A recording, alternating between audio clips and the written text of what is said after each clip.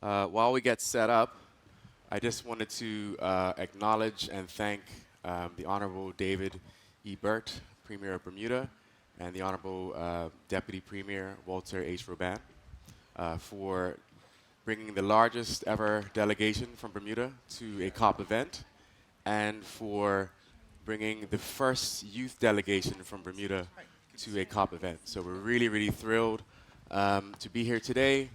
We came in full force. We're a small island, so our big numbers are maybe not as big as some of the larger islands around the world, but we are really, really excited to be here and share a bit with you today about our innovative story in Bermuda. And I'm joined by some amazing panelists here today.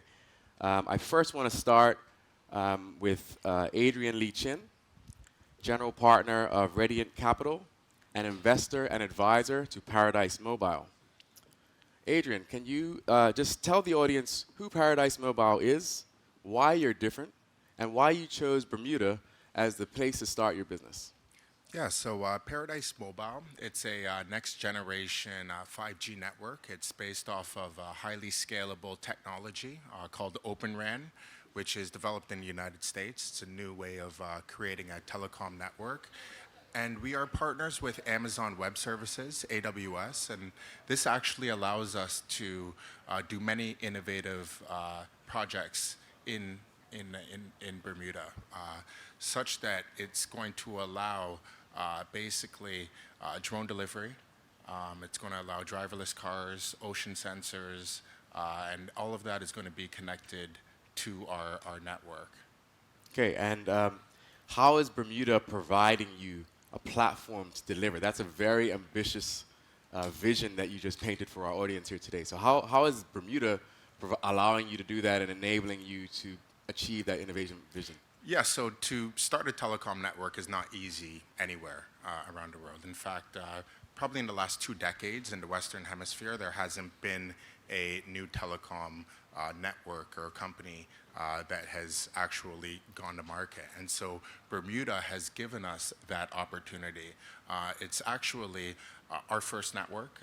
Our team's very highly experienced, but Bermuda's the perfect test bed because it's a small island nation. So for us to actually provide coverage throughout the nation is quite easy. It doesn't take too much capex. Using the technology that we have, we're going to be able to leapfrog our incumbents in terms of our cost level, in terms of our level of service, and that is actually going to provide us very good returns. That's what made me attracted to the opportunity because Bermuda is a place that has a very high cost of living. I mean, if you look globally, it's on par with Monaco and Switzerland. It's very high cost of living, and with that cost of living comes a high prices and a high income level and a very well-educated population with high standards. And these are the type of customers that we want to have because that will allow us to break even, be profitable, and it will allow us to have the ability to attract foreign companies to test their innovative solutions on our network. So as I said earlier, Amazon is our partner, and why would a company like AWS want to partner with a new telecom startup? And we proposed that to them that Bermuda is 1 hour away from the United States. So anytime they have a customer that they want to show the fastest network in the world, which is not going to be in the United States, it's going to be in Bermuda.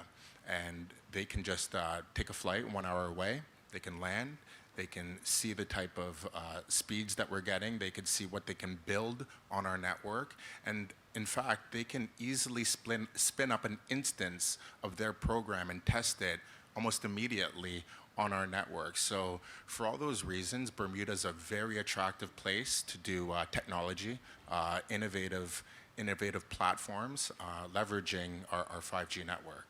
And I mean, that's really exciting because I know the Bermuda government and the Bermuda Economic Development Corporation have provided incubator programs for Bermudian startups. We have a new accelerator program for local companies. In your medium-term vision, how are we going to be able to leverage that network to attract new innovative businesses to accelerate their companies globally? And what's your vision there? And can you tell us Yeah, the story? so getting a license and going through that process isn't easy. Fortunately, the government has almost like a white glove service to guide us through that whole process, which actually makes it very less costly for us to get started.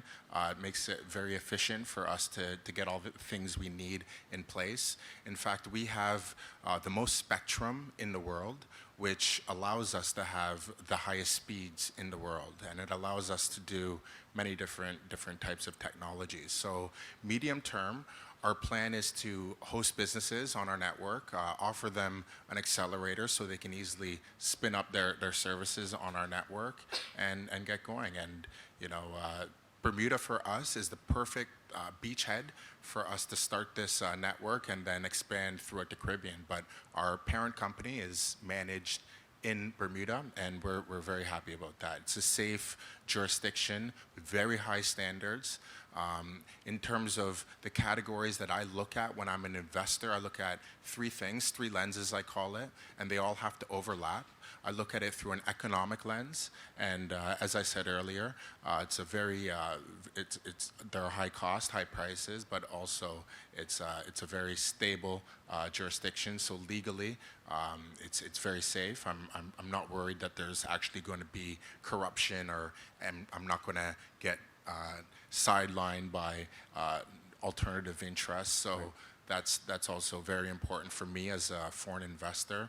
And ethically, I mean, it's the reinsurance capital of the world, as Premier Burt talked about. And in the financial services industry, ethics is basically your reputation, your passport to life. So if you don't have ethics, you don't have any business. And so Bermuda is reliant on this financial service industry. So I'm very comfortable that ethically those standards are going to be maintained. So that's why I really enjoy Bermuda. And as you can see here, you have the premier and the deputy premier who are going out and constantly promoting the country, offering new businesses like us a platform where we can actually speak on a global stage. And that opportunity doesn't really happen elsewhere, and I'm very thankful for that. Thank you so much. And it's really exciting. Paradise Mobile just launched in Bermuda this week.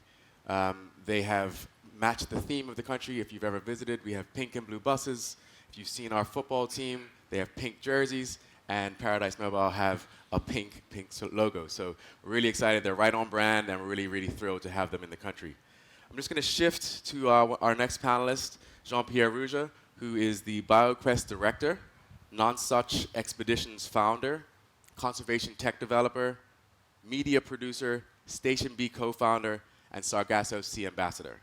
So JP, as an innovator and conservationist with many skills, and while representing Carry Genetics and BioQuest today, I'd invite you to share your personal story, because I think it really reflects Bermuda's history as a leader in conservation and innovation. And then just flow that into how that led to you working with Dr. Weldon and Carry Genetics and BioQuest. All right, I'll do my best. I'll keep you on if you waver a little bit. So, to start with, Bermuda has always let me start over. So Bermuda has always been a perfect example of what should be happening in conservation in the world. We started with the earliest conservation rules in the world, which was for protecting turtles in the 1600s, and other things that made their way through to this time period. Where I'm better talking is about Nonsuch Island, is where I do most of my work. I look for conservation challenges that we can solve with technology. I started working with the Nonsuch Island in about 15, 20 years ago, but it was turned into a nature reserve in the 1960s. We're now 60 years into a rewilding process. It was a barren island in the 1960s, and since then it's been rewilded to a point of we're heading towards where we were pre-colonization. And rewilding and ridge to reef are big buzzwords, especially at COP and these days, but Bermuda is way ahead of that. And we actually serve as an example and a template as to how that can and should be done going forward. Nonsuch itself is home to many critically endangered and Lazarus species. Lazarus species being species that were thought extinct. That includes our Bermuda petrel or cahao, which was thought extinct for over 300 years until it was rediscovered in the 1950s. Since then, a very successful translocation process and a recovery process, again, templates that can be used elsewhere, have brought it up to 164 pairs. Right. And I've been using tech to aid in its conservation. So part of the challenges we have with that is that it nests underground in underground burrows, and conservation had no idea what happened in that space. So 15 years ago, I developed a underground live streaming camera that we've been streaming live from those spaces for the last period. We have tens of millions of minutes been watched since then. Another use of technology in their conservation is this time last year, we identified through the cameras a rat that had landed on Nonsuch Island. And as most people who are doing any conservation work on small islands will know, that rodents will eliminate seabird populations.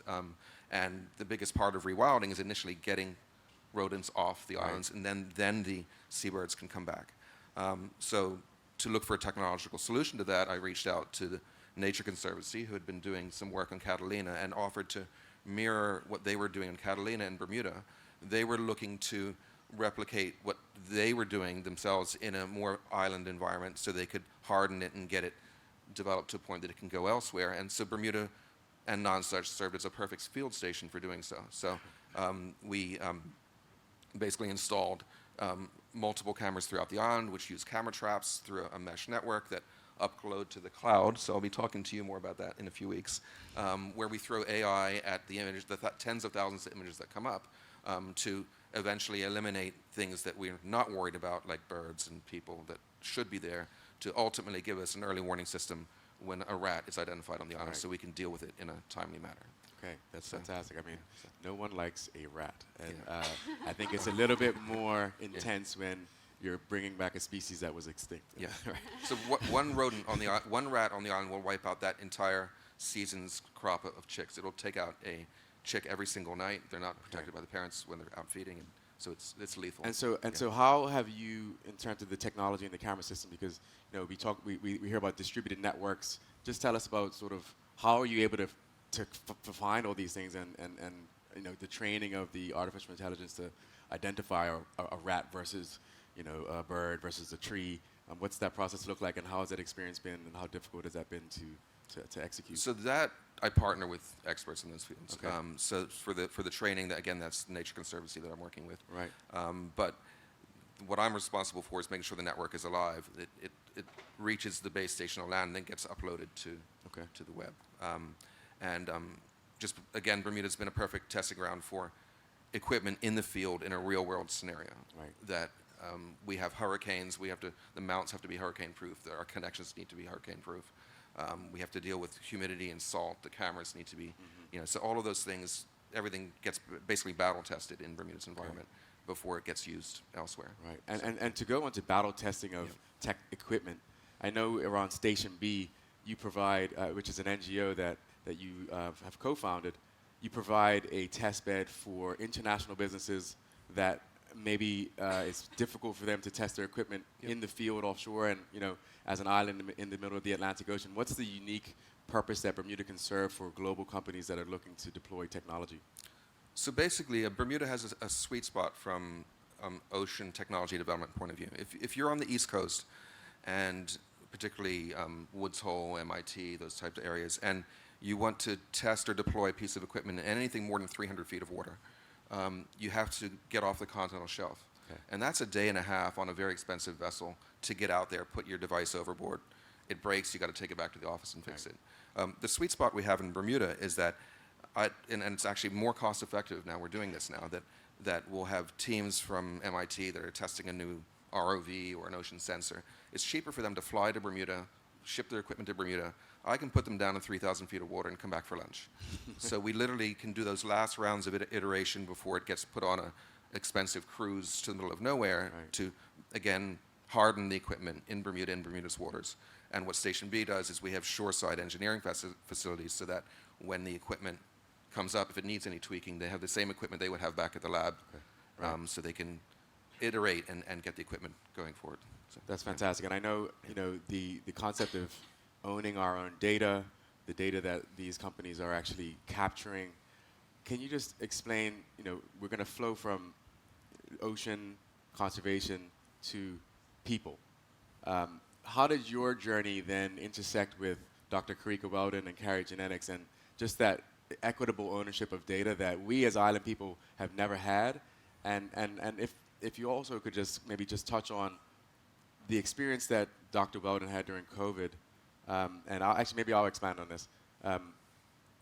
When we went into the COVID crisis, Dr. Weldon was an expert on genomics at the University of Oxford, and so she came back home and I think discovered that when we were doing our testing, it took 2 weeks potentially to get the results because we had to send them overseas. And she shared with me that this is the story with most islands in the region. And so Dr. Weldon was able to train local Bermudians to do the testing in Bermuda to get the results within a day to 2 days. Am I correct, Premier? 4 days, sorry. 4 hours, sorry. Yeah, thank you, 4 hours. We were probably one of the best places and safest places on Earth in terms of managing the COVID crisis. Dr. Weldon has since created Carry Genetics, which was a vision of hers before COVID. And I would love if you could just share how your expertise and your journey intersected with what Dr. Weldon is doing to help with data management, data sovereignty, and enabling island nations to own their own sovereign data and monetize that. I'll start this from the conservation point of view. So places like Nonsuch, which are of interest to scientists around the world, and Bermuda and island states in general, are often a victim of what we call parachute science. That we have scientists come in, parachute in, they come in and do some work with us, get our samples, and mine us for the information that they want, they leave, and oftentimes we may never hear again. We may or may not get credited on a paper they write down the line. Other times it works out well, but not always. Right. So when we lose control of our assets, whatever they are, then that becomes an issue. So we're beholden onto the ethical standards of those international experts. Right. So when I met Dr. Weldon, she had launched Carry Genetics, and Carry Genetics is a human health a genomics company focused on Afro-Caribbean heritage. And why is that important in the context of the world today? So basically, the principle behind Carry Genetics is that the vast majority of medications and health tests that are done in the world right now are based on the European male genome. Right. And that basically means that 90% of the world is not represented properly. That leads to problems that the medication that you may be taking, literally in Bermuda, when you get blood pressure medication, it said there's an insert, not done in the US, but an insert in Bermuda says this medication may not work well for African Americans. Right. So why is that? It's simply because the medication was designed for Europeans. Right. And what Dr. Weldon has wanted to do is use Bermuda and the Caribbean, which is a melting pot of everywhere in the world, from African to Indian to Chinese to Caucasian, there's a true melting pot. And because it's islands and locals tend to marry each other, it becomes a real mix of people, and it effectively becomes a perfect testing ground for genomics. So what she is looking to do is look for to develop new tests that are based on those genomics versus others. For example, like breast cancer tests or things like that. So there's a high, and I wish she was here because she can speak much better on this. But basically, there's higher levels of prostate and breast cancer and deaths in the Caribbean, right. Because the markers that are used to detect for early detection don't reflect the population's genetics. Right. And so Carry Genetics was launched. Yeah. I know Dr. Weldon is getting amazing traction throughout the region in Bermuda and the Caribbean, but also internationally. What is BioQuest, and what are you doing there? So how this started was Dr. Weldon reached out to me because they were looking for when they launched Carry Genetics, the process for getting certified to do breast cancer studies and health studies is a very long one. And they wanted to start with biodiversity samples to start. So from a genomics point of view, whether you're working with human blood or an animal's blood, it's the same equipment, same test, same process. So the idea was to start with a few biodiversity showcase pieces. That way they could get the lab up and running, get the local team, build their capacity to be working with the blood, so that once the approval had come in for the human studies, which has now happened, they would already be trained up and ready to go on the machines. Yep. And so and that became BioQuest? Yeah. So basically, she had reached out to me because they wanted to do a showcase piece under Genetics using the Bermuda petrel or cahao, which had been thought extinct for a few hundred years. There was a bottleneck event. We had questions that genomics can answer. Right. There's inbreeding that goes on. There's a high failure rate for some of the chicks. Again, genetics would help with that. So I assisted with providing the bud and working on that side of the project. And once the local science community became aware of what we were capable of, all of a sudden we had within a week we had a dozen projects. Right. Now even more of biodiversity projects that will benefit from genomics. And it quickly became apparent that this wasn't just a showcase piece, that it was worth doing a separate nonprofit focused on biodiversity, which became BioQuest, which I'm now heading up. Fantastic. And so I just encourage everyone in the audience, we would like to make sure this is happening in your island. We think it's really important that we give the power back to the people. I think we haven't had this opportunity. Karika, Dr. Weldon has had such an amazing influx of interest from people in the Caribbean, but we want to work with folks in Southeast Asia and other islands around the world. So please, let's chat after this panel, and we'd love to connect you with Genetics and what they're doing in Bermuda. Let me add a note to that. So part of the focus of Genetics and now BioQuest is data ownership, so that to avoid the whole parachute science effect, we're basically we now own the first Promethean genetic sequencing machine. It's the first time that we can do a full genome in Bermuda now. The first human genome took 13 years, $5 billion to produce.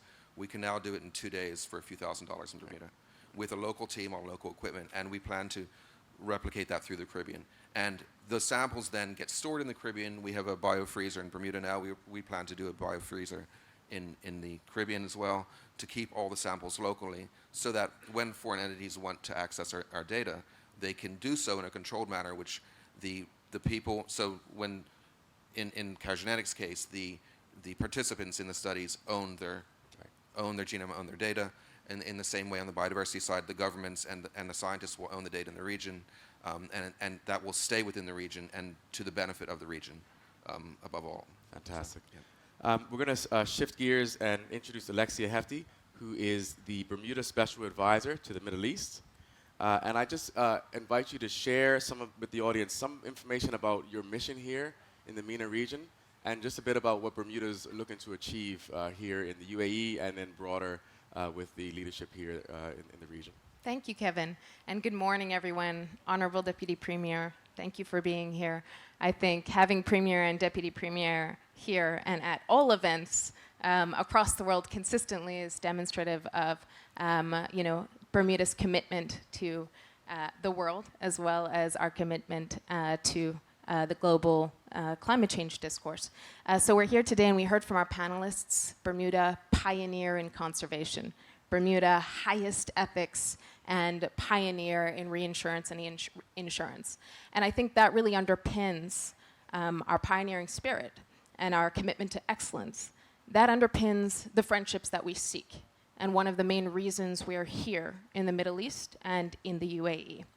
You're all here, you know what the UAE's vision is. You see how they've come from nomadic peoples to this international city in less than 50 years, in 50 years rather.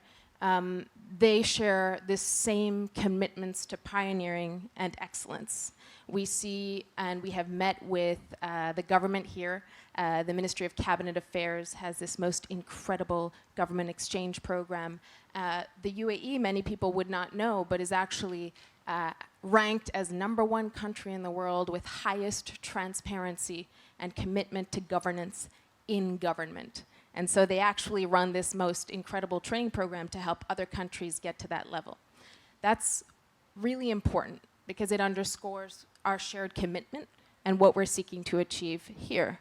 The UAE pioneer in digital assets, Bermuda pioneer in digital assets. We were one of the first countries in the world to put such a robust regulatory framework in place, allowing the best of the best companies to actually establish themselves. Similarly, the UAE has done that recently and has drawn over 1,000 companies in the last 3 years. What is so critical to this relationship as well, and I think underscores something really excellent that we seek as Bermuda, is ensuring that we're committed to sharing lessons learned. So this friendship with the UAE is not one that is just a, please help us for our renewable energy objectives, or please help us, explore infrastructure objectives. It's how can we help you, and how can you help us? We are pioneers in different spaces. Us, insurance, reinsurance. We have lent a helping hand to the government of the UAE that has very strong objectives to improve that sphere, and we have said we can help you.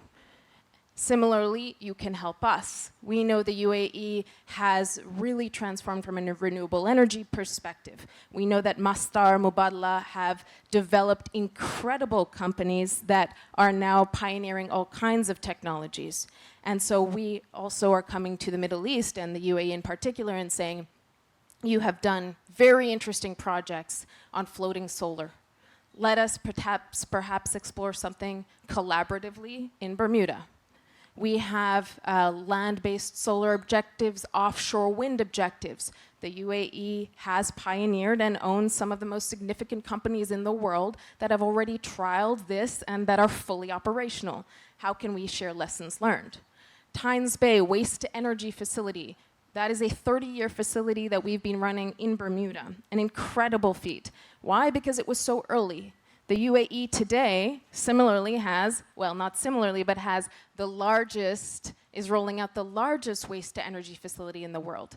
Yes, we need to refurbish our facility, and so we seek assistance there, but similarly, we have some of the most experienced engineers in the world that can solve some of the problems that the UAE will undoubtedly face when they roll out the largest waste-to-energy facility. So I think that's, really our objectives here is how can we create a foundation of a friendship that's shared in objectives, pioneers, and excellence being really underscoring that friendship, but also how can we share moving forward so that we ensure that 50 years down the line, we're still friends and it's based on a solid foundation. And I will say we set up this friendship not recently. Obviously, 10 years ago, we signed a double tax agreement, and we signed an MOU on trade, economic, and technical cooperation with Bahrain, Qatar, and the UAE. And that was a wonderful foundation to set up from an international instrument perspective. But our commitment and of our premier to be here 3 times this year, our deputy premier coming for his first visit now, and our minister of economy and labor coming in February next year, is a real commitment to develop that relationship. So we take it to the next level, and we ensure that, for the next 50 years we're developing, or maybe longer, we'll be continuously developing and building in the UAE and more broadly in the Middle East. That's amazing. It's such a fantastic story, and I've only recently been coming here since 2021, and I just find this country so inspiring. The work that they're doing, the vision that they have, the execution is just unbelievable, and I think unparalleled. How have you found it in terms of differentiating Bermuda? We are a 22 square mile island dot on the map in the North Atlantic. How has that process been in terms of educating folks in this part of the world about who we are and getting attention for them to understand why we are a potentially amazing partner for them? That's such a good question because when I moved here 2019, I think most people would only know Bermuda in the Bermuda Triangle context, and that's even within government. So that's usually how our first meetings go. One of the things I think that is so critical in changing that narrative, of course, meeting with people and sharing with them, they tend to know that they have insurance or reinsurance companies there, but sharing lessons learned not only in speech, but also in bringing delegations over. So indicative of, I'm sure many of you know, you operate in this region, it's so important to build in-person relationships. It is not a Zoom-type conversation. You have to be here. You have to commit. Us being here now 2 times earlier this year, or by us I mean Premier Bert, and setting up, myself as special advisor in the region, actually resulted in 2 months later, the Ministry of Economy of the UAE saying, we will send a delegation to Bermuda, which is unheard of, by the way. You could set up an embassy and you won't have that quick a delegation come through. But I think they realized when we came and we said, look, we're gonna help you, you help us, right. They said, sure, we'll send a delegation. When they sent the delegation, that opened their eyes, because it's one thing to hear about the Caribbean, it's another thing to actually come to Bermuda and see these standards that you're talking about, this excellence, not only from the way that the government works, but also from an infrastructure perspective, right? We're not just talking about renewable energy objectives. We have a 6-megawatt farm, and we went and visited it, and they were blown away, because that shows that we can actually execute on our ideas. So when we come to you with an idea, we're actually going to make it happen. And I think that was really important. Now, at ADFW, our Honorable Premier, via, of course, our Minister of Economy and Labor, who spearheads our new family office regulatory framework, in that announcement, the Emirates Family Office Association, which heads up all of the family offices in the Middle East and in the UAE, and also some international family offices like Ray Dalio's, CEO of Bridgewater, the biggest hedge fund in the world. They have committed to setting up a branch in Bermuda and then sending delegations.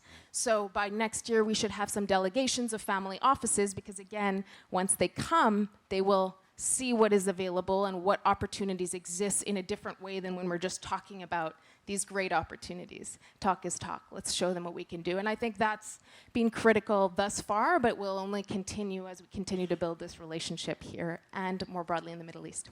That's just such an amazing story, and it's just so great to see that my country is really expanding its reach, expanding its horizons, and I think we want to be collaborating with the most innovative country, the most innovative people around the world, and moving past our traditional partners, because the world is getting smaller.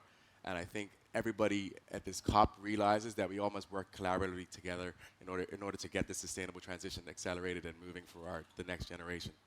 So I'm just going to shift gears to Dr. Shireen Rahimi, who's an underwater filmmaker, a Natural Geographic explorer, and founder of Light Palace Productions. Dr. Rahimi, I'm thrilled to have you join us here today to provide your experience about how you connected with Bermuda through the lens of film, and just to tell the audience a bit about the work you do with islands, not just Bermuda, but around the world, and then sort of share a bit about what your Bermuda experience has been like in the last year. Absolutely. Thank you, Kevin. Thank you, everyone, for being here. I'm so grateful for this opportunity to be here with you all. I am a scientist turned artist storyteller. I got my PhD in marine science when I fell in love with coral reefs, and I was working in Cuba and the Bahamas with spearfishers, trying to understand how the people who live on the front lines of the climate crisis in the oceans are adapting to changing oceans because of climate change. And as a scientist, I always had photography in my back pocket as a hobby. I got into underwater photography as a form of data collection to inform my scientific research. And as I was going along, I realized that people were so much more interested in the photos and the videos that I was making than in the science that I was doing. And I think that this is because science is such a powerful tool for us to understand our world and how we can help make it a better place. But there aren't as many people telling the stories of the scientists, the conservationists like JP, the innovators like yourselves, who are doing incredible work to advance climate activism, climate solutions, and also ocean conservation. I mean, these are the biggest issues of our time, right? If we don't figure this out, a lot of people are going to get hurt. And so this is really my driving motivation, is bringing these stories to the surface in order to drive action on ocean conservation, all the way from the everyday scale up into higher levels of government. And so this work has taken me all across the Caribbean, around the world, to the South Pacific, Indonesia. And I've had the chance to witness incredible ecosystems that are healthy and teeming. Not many people talk about this, but we still have healthy ocean ecosystems on this planet.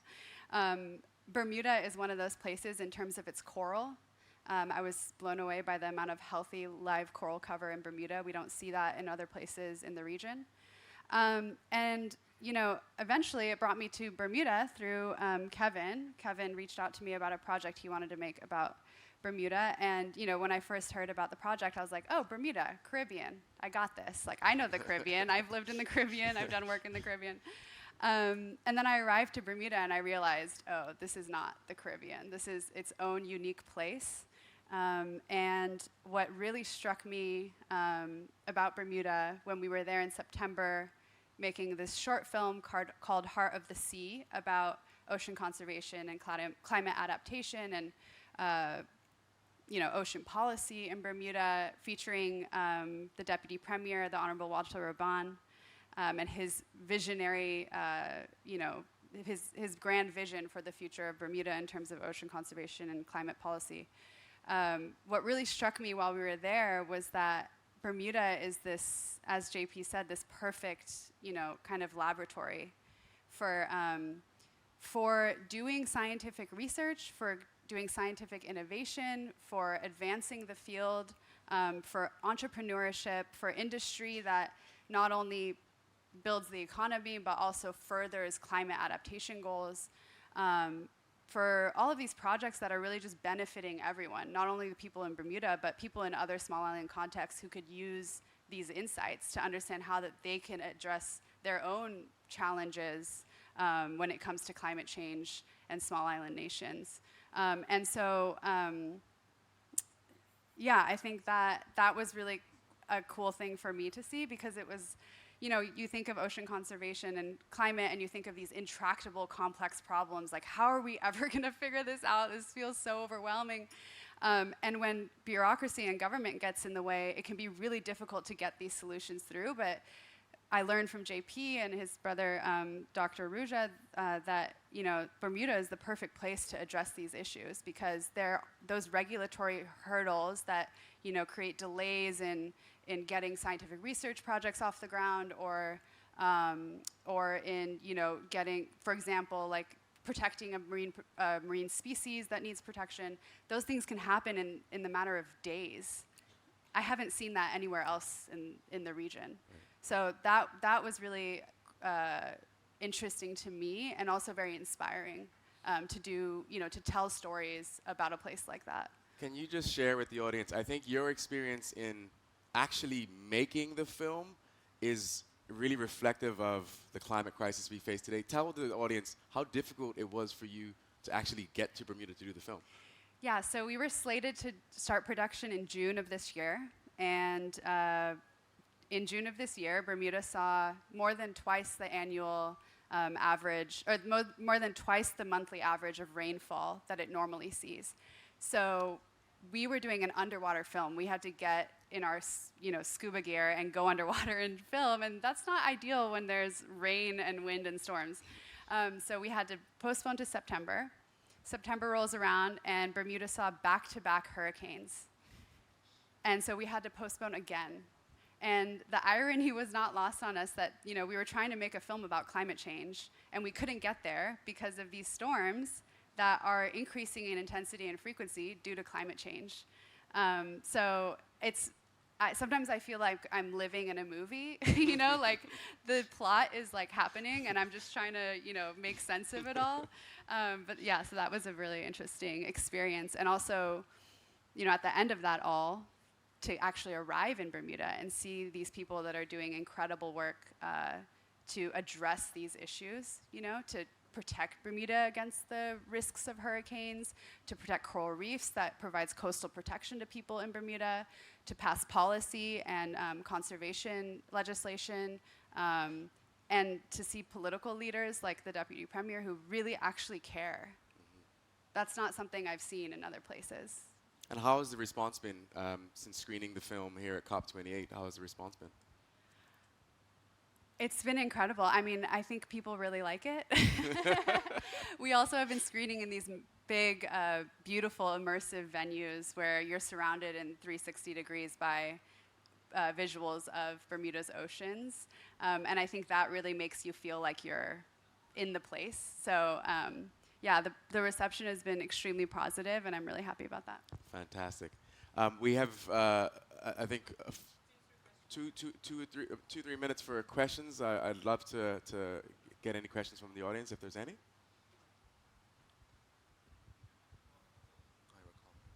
We have a comment from our scientists up here, so yes. So just to follow up on the regulatory conversation, in the conservation world as well as in finance, in larger jurisdictions, it can take a very long time to get approval for anything. And again, part of the sweet spot of using Bermuda as a field station for testing tech, when I started a project 5-6 years ago with Cornell using bioacoustics, and my collaborators in the US had the technology developed and had the concept developed for years already. They knew they could do it, but because of regulatory red tape, they could not get permits to actually test it.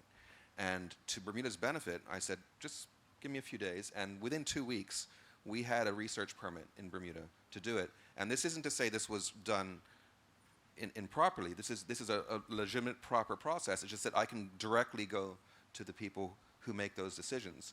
And we have to make a case for what we're doing, but we justified it, and we had the process. Another good example was this is a bit of a sad story, but we have an eagle ray population in Bermuda, which locals revere. They love them. But at some point a few years ago, somebody got the smart idea that it would be a good idea to eat them. And as soon as the fishery, and it had never been a problem, so they weren't protected at the time. But within days of fisheries knowing that people were targeting them, there was a law in place. It's now a $25,000 fine. And it instantly, within a few days, we were able to actively protect a species that we didn't know needed protecting yet. But that's the kind of responsiveness that Bermuda can provide. Any other comments from the audience? Anything else from the audience? I mean, my only closing comment is that I think Bermuda provides a great example of how an island nation can really impact and affect change in the world. I think we have a very open government that wants to share knowledge, not hoard knowledge. We have people that are local and international that are working together to try to continue to innovate. And I think our regulatory and legal system provide that comfort and surety for global businesses to be able to deploy capital and then scale businesses internationally. And I just encourage all of my small island developing states, cousins and brothers and sisters, to work with us. I left home at 15. I lived away for 16 years. There are not many places on the planet that have the type of ecosystem that Bermuda has magically managed to develop. And it's just a very unique, strange confluence of people and ideas and opportunities that have enabled us to become who we are today. And we don't want that to stay in Bermuda. We're here at COP28 to work together, to collaborate with one another, and to help these future generations. The Deputy Premier has been talking about being good ancestors, and I want to take those words and encourage us all to really take that into our hearts and work together so that we are good ancestors for those next generations. We're so small, we cannot do this on our own, and we want to work with you all to help put these ideas, put these solutions into your own islands and scale this around the world so that we're protected, that our next generation have thriving ecosystems to feed themselves, so that they have technological innovations to power their country, their energy, and their food security. So thank you so much for your attention and your time here today, and let's make this happen. Thank you.